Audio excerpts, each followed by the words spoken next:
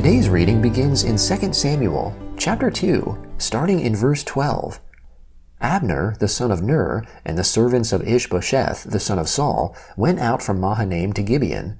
Joab, the son of Zeruiah, and David's servants went out, and met them by the pool of Gibeon, and they sat down, the one on the one side of the pool, and the other on the other side of the pool. Abner said to Joab, "Please let the young men arise, and compete before us."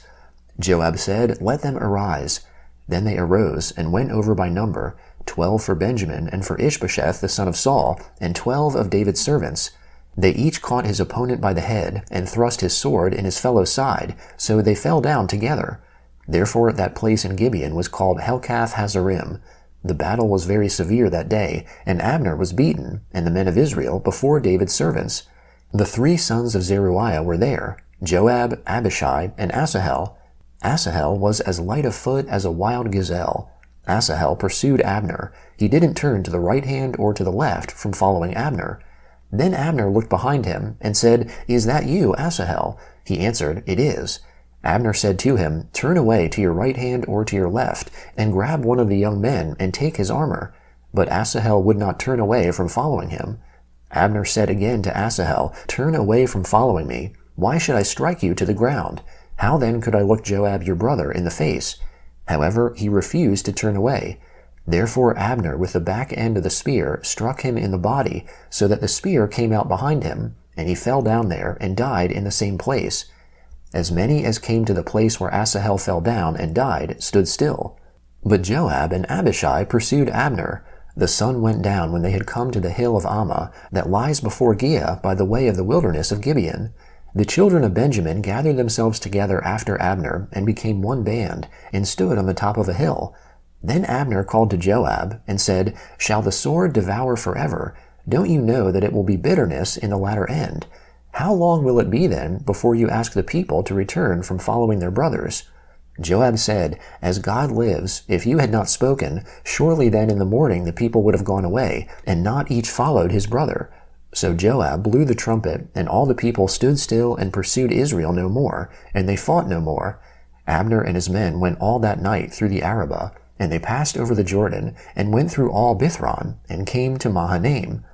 Joab returned from following Abner, and when he had gathered all the people together, 19 men of David's and Asahel were missing. But David's servants had struck Abner's men, so that 360 men died. They took up Asahel, and buried him in the tomb of his father, which was in Bethlehem. Joab and his men went all night, and the day broke on them at Hebron. Now there was long war between Saul's house and David's house. David grew stronger and stronger, but Saul's house grew weaker and weaker. Sons were born to David in Hebron.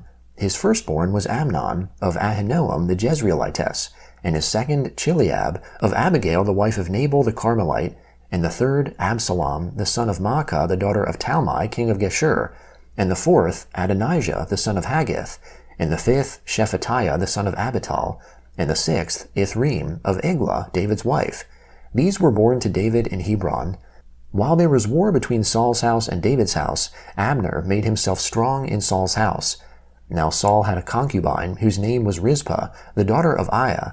And Ishbosheth said to Abner, "Why have you gone in to my father's concubine?"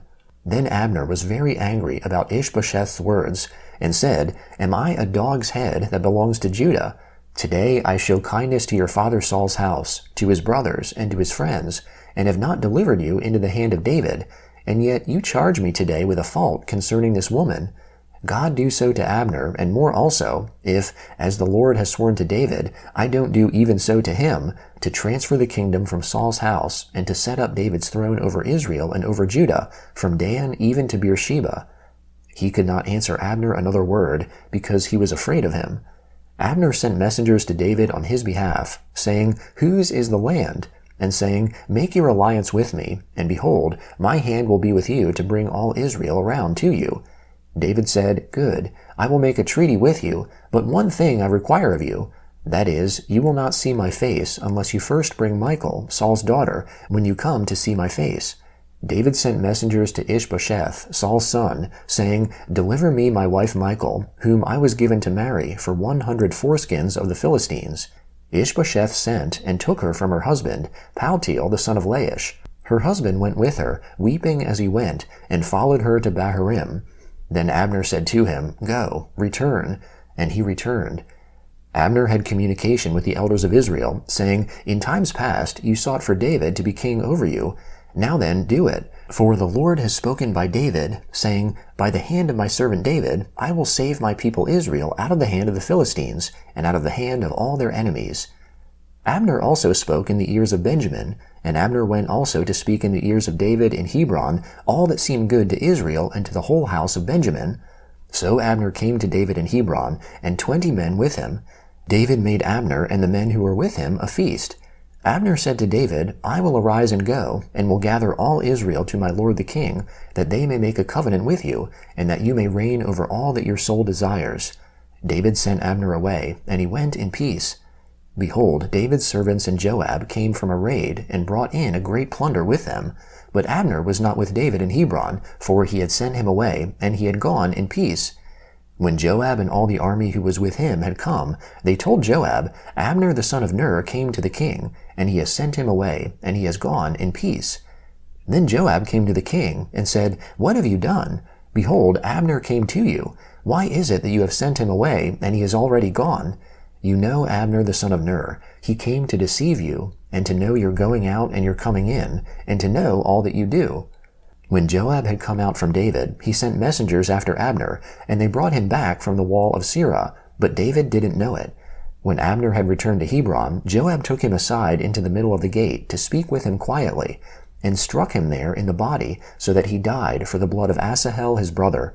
Afterward, when David heard it, he said, I and my kingdom are guiltless before the Lord forever of the blood of Abner the son of Ner. Let it fall on the head of Joab and on all his father's house. Let there not fail from the house of Joab one who has a discharge, or who is a leper, or who leans on a staff, or who falls by the sword, or who lacks bread.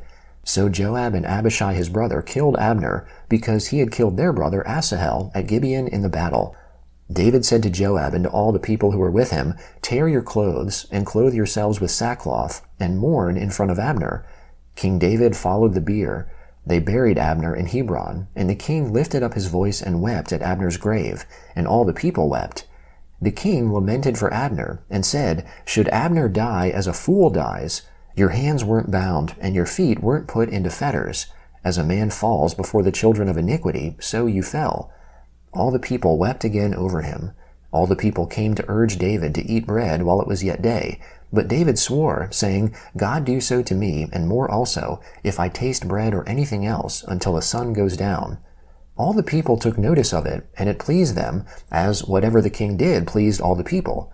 So all the people and all Israel understood that day that it was not of the king to kill Abner the son of Ner. The king said to his servants, Don't you know that a prince and a great man has fallen today in Israel? I am weak today, though anointed king. These men, the sons of Zeruiah, are too hard for me. May the Lord reward the evildoer according to his wickedness. The Gospel of John, chapter 13, starting in verse 1. Now before the feast of the Passover, Jesus, knowing that his time had come that he would depart from this world to the Father, having loved his own who were in the world, he loved them to the end. During supper, the devil having already put into the heart of Judas Iscariot, Simon's son, to betray him, Jesus, knowing that the Father had given all things into his hands, and that he came from God, and was going to God, arose from supper, and laid aside his outer garments. He took a towel, and wrapped a towel around his waist. Then he poured water into the basin, and began to wash the disciples' feet, and to wipe them with the towel that was wrapped around him. Then he came to Simon Peter. He said to him, Lord, do you wash my feet? Jesus answered him, You don't know what I am doing now, but you will understand later. Peter said to him, You will never wash my feet. Jesus answered him, If I don't wash you, you have no part with me. Simon Peter said to him, Lord, not my feet only, but also my hands and my head. Jesus said to him, Someone who has bathed only needs to have his feet washed, but is completely clean. You are clean, but not all of you. For he knew him who would betray him. Therefore he said, You are not all clean. So when he had washed their feet, put his outer garment back on, and sat down again, he said to them, Do you know what I have done to you? You call me teacher and Lord. You say so correctly, for so I am. If I then, the Lord and the teacher, have washed your feet, you also ought to wash one another's feet. For I have given you an example, that you should also do as I have done to you. Most certainly I tell you, a servant is not greater than his Lord, neither is one who is sent greater than he who sent him. If you know these things, blessed are you if you do them. I don't speak concerning all of you. I know whom I have chosen, but that the scripture may be fulfilled, he who eats bread with me has lifted up his heel against me. From now on, I tell you before it happens, that when it happens, you may believe that I am he. Most certainly I tell you, he who receives whomever I send receives me, and he who receives me receives him who sent me. When Jesus had said this, he was troubled in spirit, and testified, Most certainly I tell you that one of you will betray me. The disciples looked at one another, perplexed about whom he spoke. One of the disciples, whom Jesus loved, was at the table, leaning against Jesus' breast. Simon Peter therefore beckoned to him, and said to him, Tell us who it is of whom he speaks. He, leaning back, as he was, on Jesus' breast, asked him, Lord, who is it?